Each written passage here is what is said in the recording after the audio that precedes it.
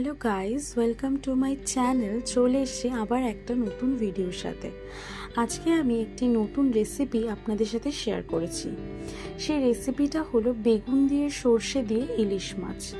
আপনারা অনেকে ইলিশ ভাপা, বেগুন দিয়ে আলু দিয়ে ইলিশ মাছের ঝোল আর সর্ষে ইলিশ খেয়েছেন, কিন্তু সেই সর্ষে ইলিশের মধ্যেই যদি একটু বেগুন অ্যাড করে দেওয়া যেতে পারে তাহলে সেটি একটি নতুন ইউনিক রেসিপি তৈরি হয়ে আসবে।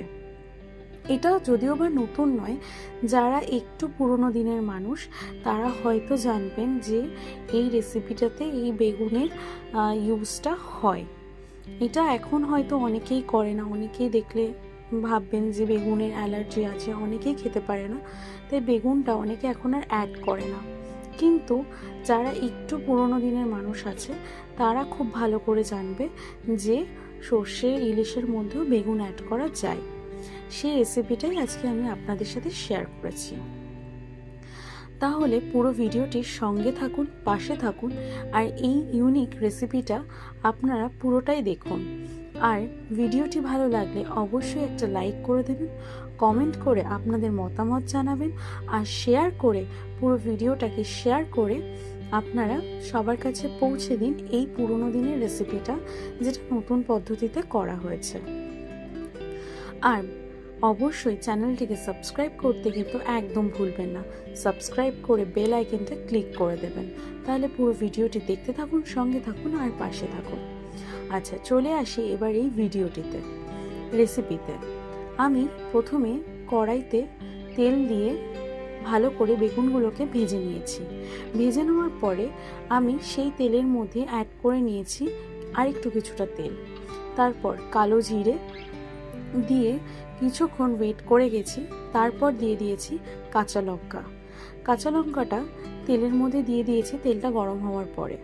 তারপর যে সর্ষের ব্যাটারটা তৈরি করে রাখা হয়েছিল, সর্ষে পোস্ত যেগুলো দিয়ে ব্যাটারটা তৈরি করে, একটু সামান্য নুন দিয়ে যে ব্যাটারটা আমি তৈরি করেছিলাম সেই ব্যাটারটিকে দিয়ে দিয়েছি। ব্যাটারটি একটু ঘন হওয়ার ফলে আমি একটু জল অ্যাড করে নিয়েছি।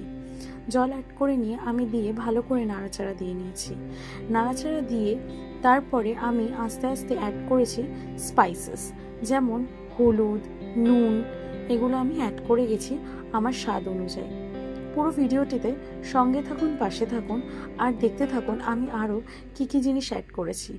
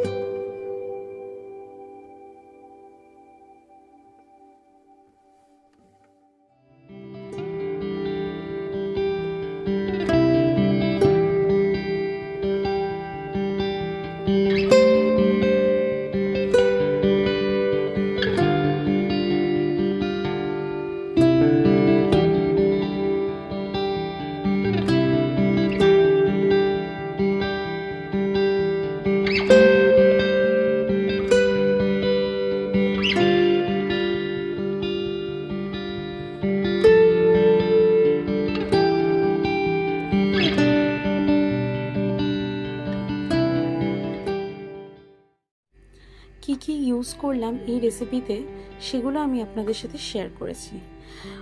যে মিক্সারটি আমি কড়াইতে দিয়ে দিয়েছি সেই মিক্সারটিতে পরে আমি ইলিশ মাছগুলোকে আস্তে আস্তে ছেড়ে দিয়ে তারপর সেটিকে কিছুক্ষণ রান্না হতে বসিয়ে দিয়েছি। তারপর যখন ইলিশ মাছগুলো একটু সেদ্ধ হয়ে এসেছে তখন আমি দিয়ে দিয়েছি বেগুন। তারপরে আমি ঢাকা দিয়ে কিছুক্ষণ রেখে দিয়েছিলাম। তারপর ঢাকনাটিকে তুলে সেখানে একটু কাঁচা সর্ষের তেল আমি ইউজ করেছি। অনেকেই কাঁচা সর্ষের তেলটা পছন্দ করেন না, আপনারা চাইলে সেটা স্কিপ করে যেতেই পারেন। তারপর আমি ইউজ করে নিয়েছি কাঁচা লঙ্কাগুলোকে দিয়ে কিছুক্ষণ ওয়েট করে গেছি যাতে কাঁচা লঙ্কার ফ্লেভারটি কিছুটা তরকারির সাথে মিশে যায়। যাই হোক, তারপর গ্যাসটাকে বন্ধ করে আমি পুরো জিনিসটাকে একটি থালায় সার্ভ করে নিয়েছি। যাই হোক, আজকের এই ভিডিওটি এই পর্যন্ত। দেখা হচ্ছে নেক্সট ভিডিওতে। এই গরমে অবশ্যই সবাই ভালো থাকবেন, ভালো খাবার দাবার খাবেন, ভালো করে থাকবেন এই কামনাই করি। আর থ্যাংক ইউ সো মাচ আমাকে যারা সাপোর্ট করছেন। আর আমি আশা করব যে আপনারা এই ভিডিওটি শেয়ার করে দেবেন সবার মাঝখানে। আর চ্যানেলটিকে অবশ্যই নতুন থাকলে সাবস্ক্রাইব করে দেবেন। দেখা হচ্ছে নেক্সট ভিডিওতে। ভালো থাকবেন।